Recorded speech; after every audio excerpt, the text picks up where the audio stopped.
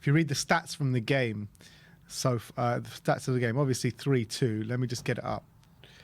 And every single shot on target went in the back of the net, which was it's actually mad. So 76% possession to Korea, 24% possession to Iraq, and they managed to score 2 goals. 3 shots on target to 2 shots on target. In terms of shots in general, Iraq actually had more shots with 8 shots to 7.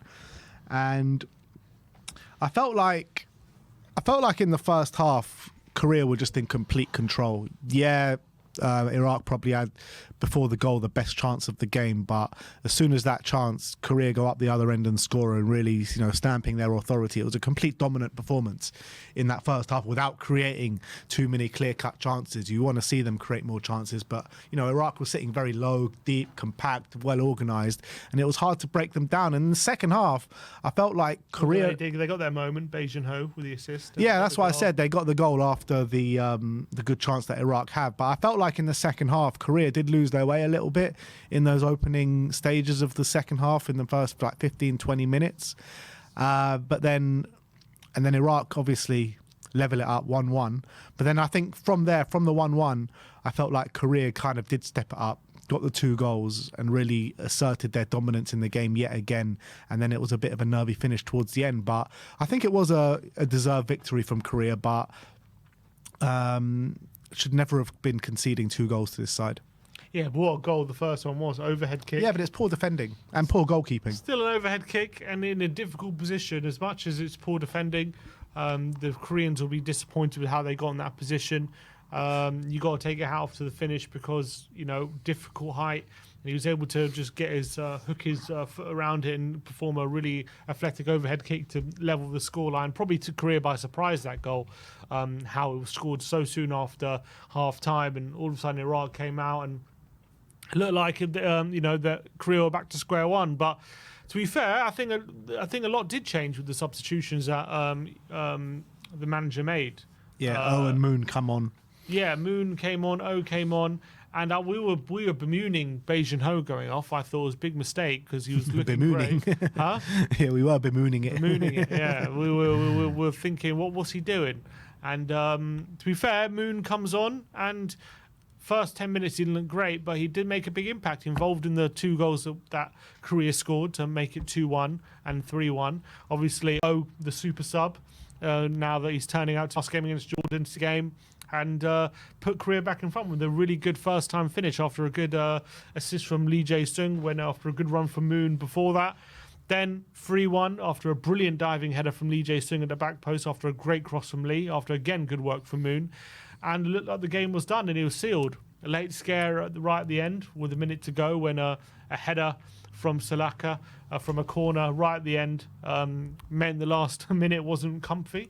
But Korea definitely deserved the win, and they were much the better side, I felt. Yeah, absolutely. And when you're talking about a man that needs to step up in these kind of moments, Son Heung-min out of the national team for this trip, and Oh Hyung-ju, he's come in both games off the bench and stepped up when it matters. Scored in the first game, the 2-0.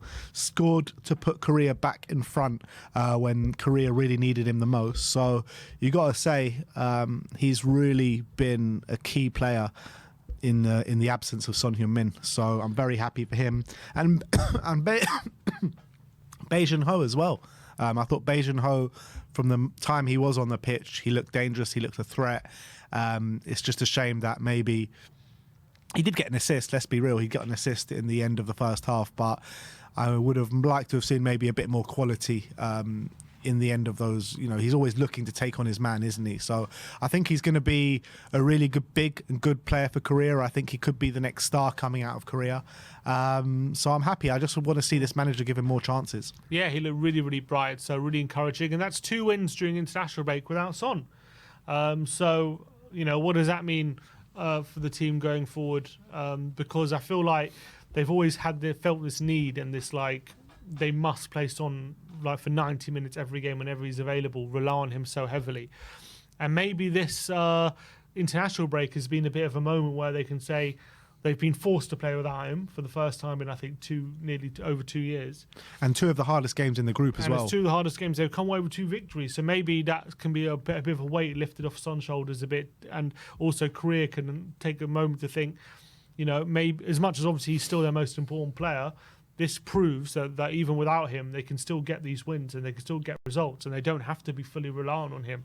So I hope they can take this lesson. Obviously, I'm not saying they should stop playing Son or anything like that, but, they can give him a rest when he needs a rest and they don't have to play him for 90 minutes every game. And I think, Son's at a stage of his career where you are going to have to manage him a bit. You are going to have to give him a break and not play him all the time. And today was evidence that, they can manage that situation, I hope anyway. Yeah, I think so. So, yeah, look, commanding position in the group now. I think that is 1 foot into the World Cup. You've got Korea now top of the group with 10 points, Iraq second with 7 points, and Jordan and Oman, who play later, are Jordan on 4, Oman on 3. So with the next 2 games is Kuwait and Palestine, who are the bottom teams in the group.